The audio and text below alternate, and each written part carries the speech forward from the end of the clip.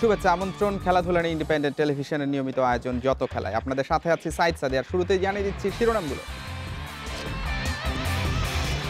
বাংলাদেশ সফরে আসছে না হোল্ডার, পোলার্ড সহ উইন্ডিজের 10 তারকা। টেস্টের অধিনায়ক ব্র্যাথওয়েট, ওয়ানডের মোহাম্মদ।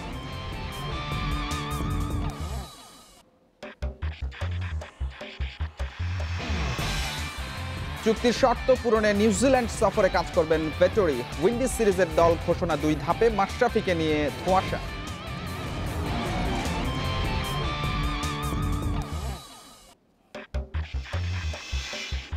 মেলবোর্নে ভারতের দুরন্ত কামব্যাক। বক্সিং ডে টেস্টে উড়ে গেছে অস্ট্রেলিয়া, সেঞ্চুরিও নিয়ে সাউথ আফ্রিকায় বিধ্বস্ত শ্রীলঙ্কা।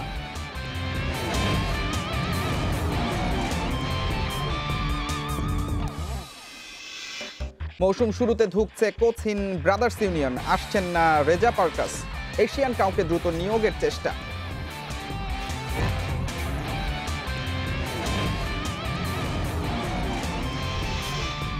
একেবারে নতুন চেহারার দল নিয়ে বাংলাদেশ সফরে আসছে ওয়েস্ট ইন্ডিজ। 2 টেস্ট আর 3 ওয়ানডের জন্য আজ দল ঘোষণা করেছে উইন্ডিজ ক্রিকেট বোর্ড। করোনার শঙ্কায় সরে দাঁড়িয়েছেন হাই প্রোফাইল 10 তারকা। সেই তালিকায় রয়েছে টেস্ট আর ওয়ানডে অধিনায়ক জেসন হোল্ডার, কাইরন পোলার্ড।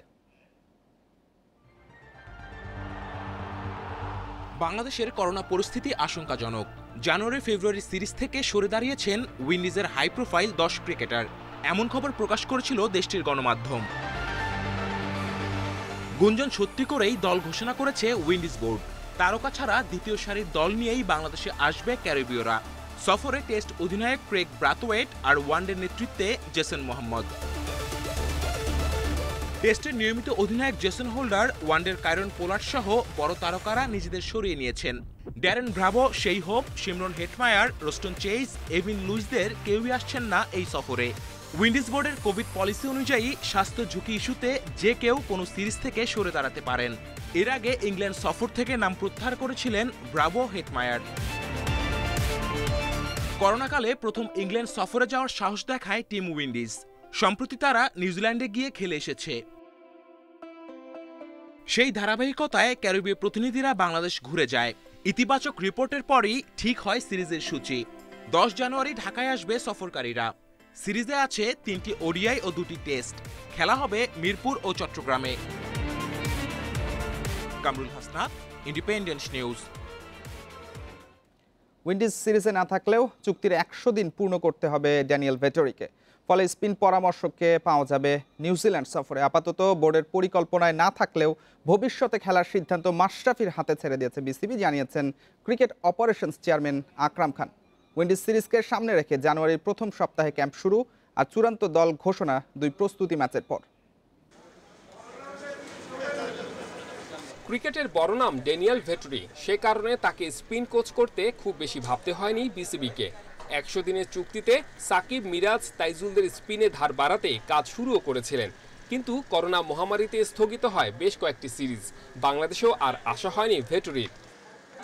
বিরতি কাটিয়ে আন্তর্জাতিক ক্রিকেটে ফেরার খুব কাছে টিম টাইগার্স, কিন্তু ঘরের মাঠে উইন্ডিজ বধে পাওয়া যাবে না তাকে। আসন্ন নিউজিল্যান্ড সফরেও ভেটরিকে নিয়ে সংশয় আছে, তবে বিসিবির পক্ষ থেকে পাওয়া গেছে নিশ্চয়তা। তার সাথে আমাদের কথা হয়েছে যে সে সেটা কিন্তু আপনার কমপ্লিট করবে। সো যে আমরা নিউজিল্যান্ড গেলে হয়তো বা সে আমাদের সাথে সেখানে থাকবে, তারপরে কথা বলবো। তারপরে মোটামুটি সে পুরো 100টা দিন ওই কমপ্লিট করবে। মার্চে জিম্বাবুয়ের বিপক্ষে সিরিজ শেষে অধিনায়কত্বের ব্যাটন তুলে রেখেছিলেন মাশরাফি, কিন্তু লাল সবুজ জার্সিতে আরও কিছুদিন খেলা চালিয়ে যেতে চান ক্যাপ্টেন ফ্যান্টাস্টিক। তাতে বিড়ম্বনা বেড়েছে। দেশের হয়ে আর কতদিনই বা খেলবেন মাশরাফি? ক্যারিবীয় সিরিজে কি দেখা যাবে টাইগারদের সফল অধিনায়ককে?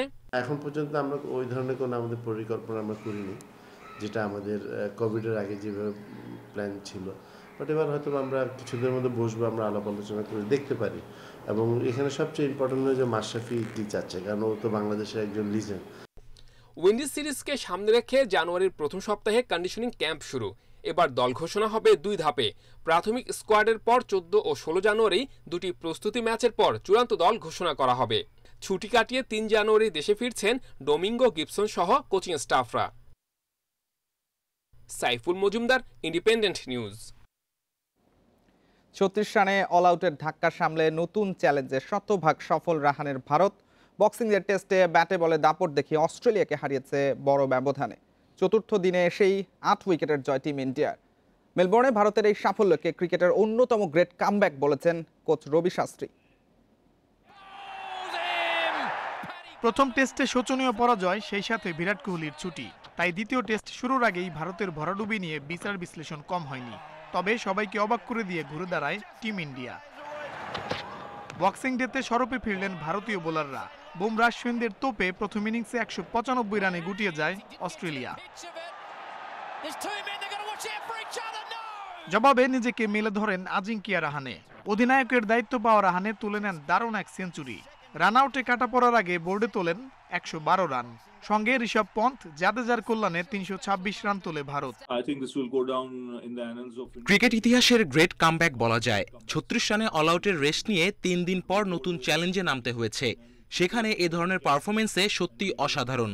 ছেলেরা যেভাবে নিজেদের মেলে ধরেছে সেটা দুর্দান্ত। দ্বিতীয় ইনিংসেও খোলসবন্দি টিম পেইনের দল। 6 উইকেটে 133 রানে তৃতীয় দিন শেষ করা অস্ট্রেলিয়া চতুর্থ দিনেও খুব বেশি সময় টিকতে পারেনি। 200 রানে অল আউট হয় স্বাগতিকরা। অনেক ক্যাচ মিস হয়েছে, সেটা ভুগিয়েছে। হ্যাঁ, অবশ্যই সামর্থ্য অনুযায়ী খেলতে পারেনি। বোর্ডে পর্যাপ্ত রান ওঠেনি, ফিল্ডিংও বাজে হয়েছে। 70 রানের টার্গেট কঠিন হতে দেয়নি ভারত। 8 উইকেট হাতে রেখে জয় তুলে নেয় team India. Manjur Alam, Independent News. Centurion test ইনিংসও 45 রানে জিতে নিয়েছে সাউথ আফ্রিকা। 225 রানে পিছিয়ে থেকে দ্বিতীয় ইনিংসে ভেঙে পড়ে শ্রীলঙ্কা, গুটিয়েছে মাত্র 180 রানে। 2 উইকেটে 65 রান নিয়ে চতুর্থ দিন শুরু করে শ্রীলঙ্কা। দ্রুতই দিনেশ চান্দিমাল ফেরায় বিপদ বাড়ে লঙ্কানদের। কুশাল পেরেরা 50 তুলেছেন, তবে সেটা খুব বেশি বড় করতে পারেননি। এদিন মাত্র 34 ওভার 1 বল টিকেছে সফরকারী দল, তাতে ইনিংস পরাজয় এড়াতে পারেনি। পেরেরার সঙ্গে হাসারাঙ্গার 50 কেবল হারের ব্যবধানই কমিয়েছে। এর আগে প্রথম ইনিংসে শ্রীলঙ্কার 396 রানের জবাবে 621 রান করে সাউথ আফ্রিকা। মাত্র 1 রানের জন্য ডাবল সেঞ্চুরি মিস করেন ফাফ দু প্লেসি।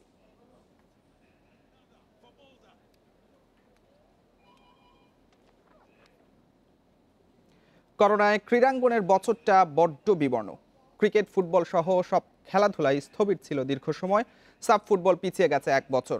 বাংলাদেশের একাধিক বিশ্বকাপ বাছাই ম্যাচ স্থগিত হয়েছে। তবে ঠিকই উত্তাপ ছড়িয়েছিল বাফুফের নির্বাচন। চতুর্থ মেয়াদে দেশের ফুটবলের দায়িত্ব নেন কাজী সালাউদ্দিন। মুজিব বর্ষে খেলাধুলার অসংখ্য ইভেন্ট হওয়ার কথা ছিল 2020 সালে, কিন্তু তার বেশিরভাগই আলোর মুখ দেখেনি করোনার কারণে।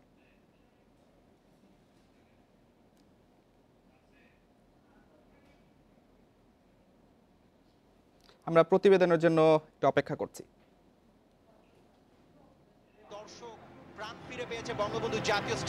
করোনা এলোমেলো 2020, দেশের ফুটবলেও বয়ে গেছে সেই ঝড়। মহামারীর বছরে প্রাপ্তির চেয়ে অপ্রাপ্তি বেশি। প্রতিযোগিতামূলক আর প্রীতি সব মিলিয়ে এবছর মাত্র 6টি ম্যাচ খেলেছে লাল সবুজ। বছরের শুরুতে বঙ্গবন্ধু গোল্ড কাপে শ্রীলঙ্কাকে হারালেও ফিলিস্তিন আর বুরুন্ডির কাছে হেরে সেমিফাইনালেই হয় স্বপ্নভঙ্গ। নভেম্বরে নেপালের বিপক্ষে 2 প্রীতি ম্যাচের 1টি জয় আর 1টি ড্র। আর ডিসেম্বরে বিশ্বকাপ বাছাইয়ে কাতারের কাছে 5 গোলের হার দিয়ে বছর শেষ। অসাধারণ একটা গোল, যেটা বলছিলাম। করোনায় 2019-20 প্রিমিয়ার লিগ স্থগিত হয় মার্চে, পরে বাতিল ঘোষণা করে পেশাদার লিগ কমিটি। এফসি কাপ বাতিল হওয়ায় আক্ষেপে পড়েছে এদেশের ফুটবলে আধুনিকতার ছোঁয়া দেয়া বসুন্ধরা কিংস। বঙ্গবন্ধু সাফ চ্যাম্পিয়নশিপ সেপ্টেম্বরে হওয়ার কথা থাকলেও 1 বছর পিছিয়ে 2021-এ আয়োজনের সিদ্ধান্ত হয়েছে। 7 বছর পর নারী লিগ শুরু হলেও করোনার কারণে বন্ধ থেকেছিল 8 মাস। বসুন্ধরা শ্রেষ্ঠত্ব দিয়ে নভেম্বরে লিগ শেষ হয়েছে। যদিও ফিফা র্যাঙ্কিং থেকে বাংলাদেশের মেয়েদের বাদ পড়াটা বড় লজ্জাই হয়ে থাকলো বাফুফের জন্য। মাঠের ফুটবল ততটা ব্যস্ত না থাকলেও থেমেছিল না বাফুফের সাংগঠনিক কার্যক্রম। এপ্রিলে নির্বাচন হওয়ার কথা থাকলেও তা হয়েছে অক্টোবরে। এক যুগের সভাপতি কাজী সালাউদ্দিনের ফুটবলীয় কর্মকাণ্ড নিয়ে সমালোচনা থাকলেও নির্বাচনী ম্যাজিকে নেতৃত্বের ব্যাটন ধরে রেখেছেন। র্যাঙ্কিংয়ে 150-এ আসার নতুন প্রতিশ্রুতি আর ফুটবলারদের জিমনেশিয়ামের কাজ শুরু করে সমালোচনার জবাব দিতে মরিয়া বাফুফে সভাপতি। ক্রিকেট ফুটবলের বাইরে অন্য সব খেলা থেকেছে নীরবে নিভৃতে। বঙ্গবন্ধু জন্মশতবার্ষিকী উপলক্ষে অর্ধশতাধিক জাতীয় ও আন্তর্জাতিক টুর্নামেন্ট আয়োজনের পরিকল্পনা ছিল, কিন্তু করোনার কারণে গুটি কয়েক টুর্নামেন্টেই সীমাবদ্ধ। শুটিং, হকি, আর্চারি, হ্যান্ডবল আর অ্যাথলেটিক্স সম্ভব হয়নি বাংলাদেশ গেমস আয়োজনের। অনলাইন শুটিং দাবায় এসেছে সাফল্য। হকির যুব এশিয়া কাপ আর চ্যাম্পিয়ন্স ট্রফি পিছিয়ে নেওয়া হয়েছে 2021-এ।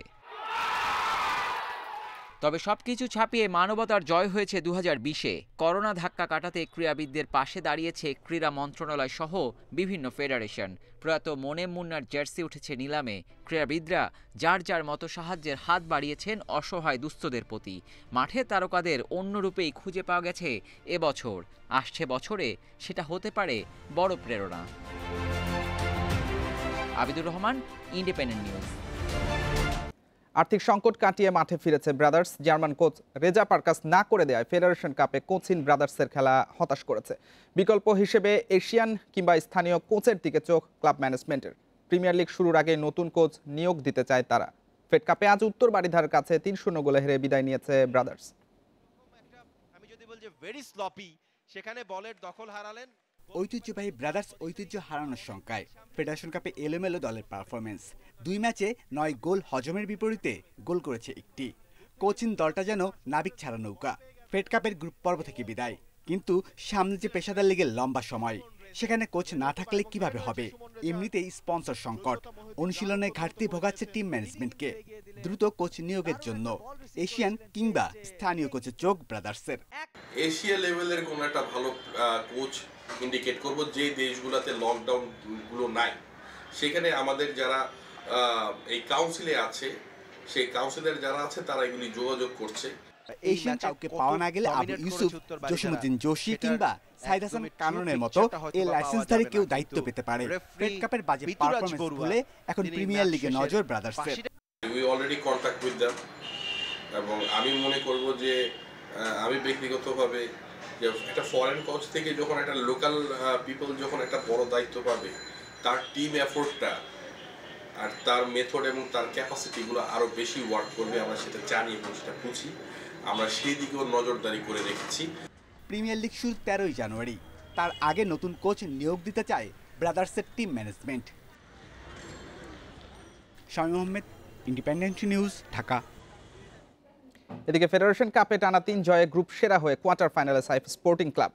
গ্রুপ পর্বের শেষ ম্যাচে তাদের কাছে 1-0 গোলে হেরে বিদায় নিয়েছে গতবারের রানার্স আপ আরামবাগ ক্রীড়া সংঘ। প্রথম 2 ম্যাচ মিলে প্রতিপক্ষের জালে 9 গোল দিয়েছিল সাইফ স্পোর্টিং। বঙ্গবন্ধু স্টেডিয়ামে ম্যাচের শুরু থেকে আরামবাগ রক্ষণে ভীতি ছড়িয়েছে পল পুটের দল।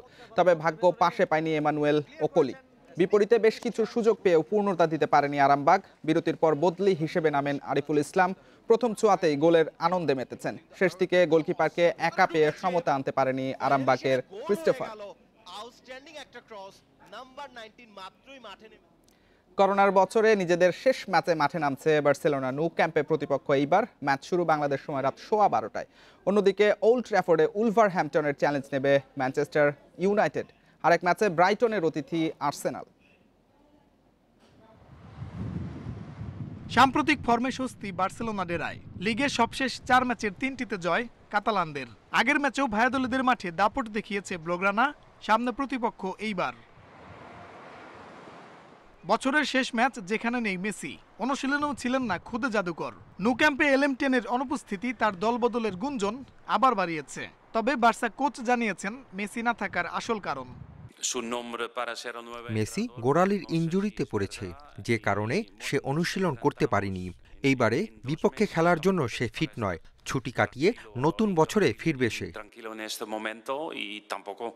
এদিকে ইংলিশ প্রিমিয়ার লিগে ম্যান ইউনাইটেডের অতিথি উলভারহ্যাম্পটন। শেষ 5 ম্যাচে না হারলেও সবশেষ ম্যাচে লেস্টারের সঙ্গে ড্র করেছে রেড ডেভিলস। তবে পয়েন্ট খোয়ালেও দল নিয়ে আত্মবিশ্বাসী সুলশায়ার। উলভসের সঙ্গে অনেক ম্যাচই কঠিন প্রতিদ্বন্দ্বিতা হয়েছে, তবে আমরা দিন দিন উন্নতি করছি। ছেলেরা আত্মবিশ্বাসী, পরিকল্পনা অনুযায়ী খেলে জিততে চাই। আর্সেনাল এখন শুধু নামেই বড় দল। লিগ টেবিলে অবস্থা 15। ব্যর্থতার বৃত্তে ঘুরপাক খাওয়া দলটির আত্মবিশ্বাস কিছুটা হলেও ফিরেছে সবশেষ ম্যাচে চেলসিকে হারিয়ে। ব্রাইটনের মাঠেও সেই ধারাবাহিকতা চাইবে মিকেল আর্তেতার দল। মঞ্জুর আলম, ইন্ডিপেন্ডেন্ট নিউজ। এই ছিল আজকের যত খেলায়। আমন্ত্রণ আমাদের পরের আয়োজন।